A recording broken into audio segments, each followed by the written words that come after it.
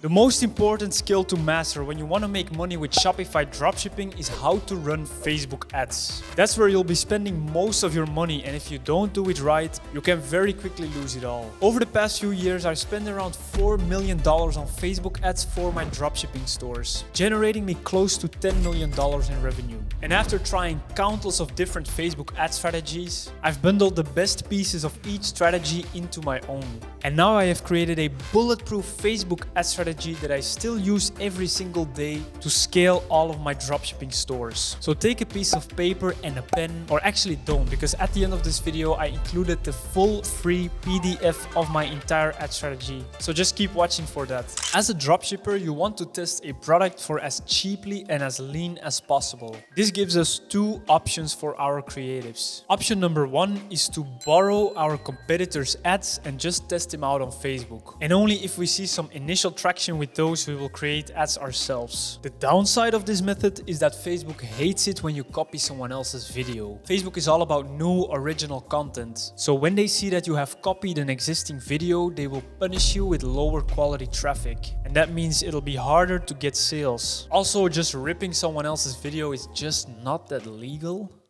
And that's why we have option number two, which is my personal favorite, and that is to take your competitor's video and recreate it with different content. This way you will create a totally new and fresh ad with clips that you found either on Minia, on YouTube or on TikTok. But the structure of the original winning ad will remain exactly the same. I already uploaded a full tutorial on how you can edit your ads in this way, so click here to watch that video if you haven't already. But now that you know this, it's time to set up our testing campaign on Facebook. So let me show you exactly how it's done. I will be creating a testing campaign for the foot patches, which I've showed you guys in a previous video. It's actually an entire case study on how I scaled that product to 500K in 40 days. So check it out if you haven't already. The template of the funnel used with that product is also shared for free in that video. But let's begin. So let's click on create campaign. The campaign objective always is going to be sales. And then the name of our campaign is going to be the product title, which is foot patches. Vertical line, the break-even ROAS, which is around 1.4, I think. And then the break-even margin, which is around $21. We will need these numbers later when we're checking for the performance. If you don't know how to calculate your break-even ROAS, you just take your selling price of your product and you divide it by the profit margin of your product. So for example, if the selling price is $29.95, you will divide it by the $21 of profit, is around 1.42. So let's set this to 1.42 actually.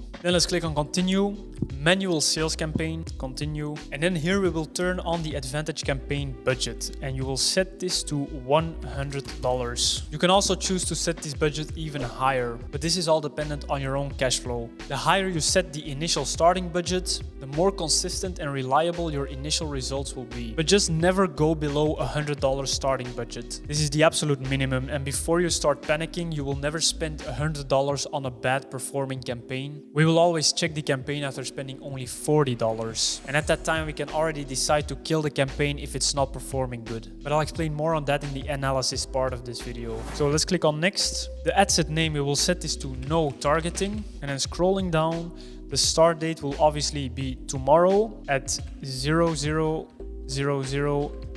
aka 12 AM the next day. And for the location, you can select wherever you will be advertising to. So let's just set this to United States. And then scrolling down, Advantage Plus Audience, you will just leave this completely as it is. So you won't be selecting any targeting options. That's an old school, outdated method that we don't use anymore. We will just leave this blank and let Facebook choose where to show our ads. Just trust the algorithm. The same goes for the placement. Just select Advantage Plus Placement. Facebook really knows what's best. And now if we continue to the ad section, I've prepared a video I will use in this campaign. So let me upload it by clicking Add Media and then Add Video. So I copied this video from my competitor, but as I said before, I edited it a little bit by using different clips. So now we have a unique ad. Now we still need to fill in the primary text and the headline, which is your ad copy. I always leave the description part empty. For the primary text and the headline, again, you can copy what your competitor is using or you can make it better. I prepared a headline and a primary text myself here. You should never make your ad copy too long anyways, because the video or photo will usually do the heavy lifting. You just want to describe one or more emotional benefits in 1 or 2 short sentences in the primary text. And in the headline, you can either put the offer or again a benefit, which is what I usually prefer to do. So in this case, we have give your body a healthy boost after just 1 use with these natural detox food patches. Very short and simple.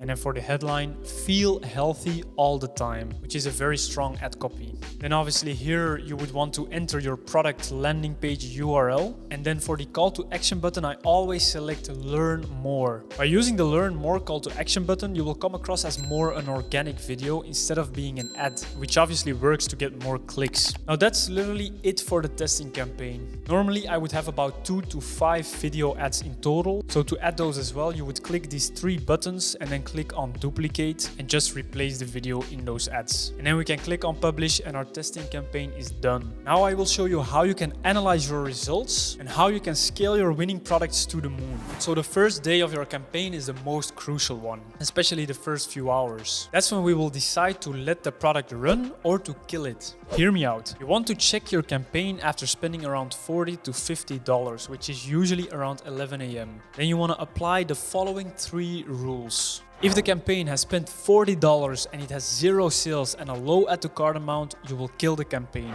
If it has spent $40 and has 0 sales but it has a higher add to cart amount, meaning a cost per add to cart of below $8, you can lower your product price by 20 to 30% and you can let it spend another $30 to wait for a sale. If it has no sales after that, you just want to kill the campaign. And then lastly, if it has spent $40 and has 1 or more sales, you want to let it spend another $40 and then check again. So then when your campaign has spent $80 and is profitable or break even, you can just let it spend for the rest of the entire day. But if it is still unprofitable on $80 in ad spend, you want to kill it. Now if you're confused by these first rules, please don't worry because you have the ad strategy in the PDF linked below. So you will always be able to use that as a cheat sheet. But by now we have only checked our campaign once after spending $40. And again, only if your campaign had sales by then, you would have let it spend another $40 to $80, and by then it should be profitable or break even. Now we will check the campaign once more after 12 a.m. preferably. That way your campaign has spent its entire daily budget. At this time, we will apply the following 3 scaling rules to our campaign.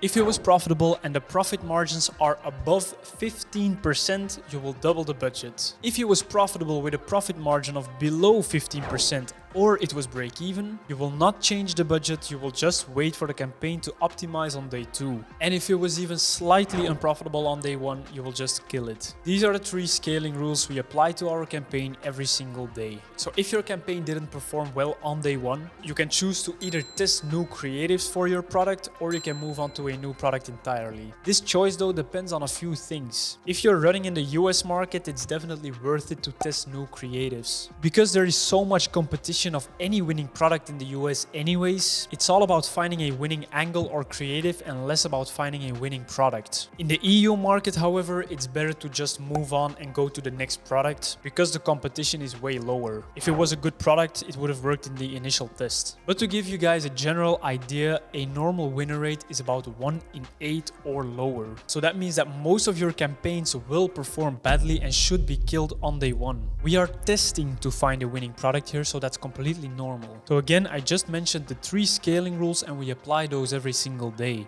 Every day we check the campaigns at 11 a.m. in the morning and at 12 a.m. at night and scale accordingly. So to scale a product to the moon, we just keep doubling the budgets. But one new important rule that we have been applying recently is the following. Once your campaign hits $800 in daily ad spend, we will no longer double our budgets. If our campaign has $800 in daily ad spend or more and our profit margin for the day is 15% or more, we will only increase the budget by 50% instead of doubling it. This way you will be able to scale your campaigns for much longer because we're scaling more slowly and that allows us to keep the same performance over time. Now it can also happen that the performance of your campaign drops massively from one day to the next. And what you then want to do is you want to lower the campaign budget by 50%. By doing this, you're letting Facebook know that your campaign is not performing as you would like. And the next day, Facebook will very often send you higher quality traffic, meaning your performance will increase again. But if it's still unprofitable for 2 days in a row and you've already lowered the budget twice, it's time to kill the campaign and test out new creatives for that product. You'll quickly find yourself spending thousands of dollars a day on winning campaigns. You won't be able to scale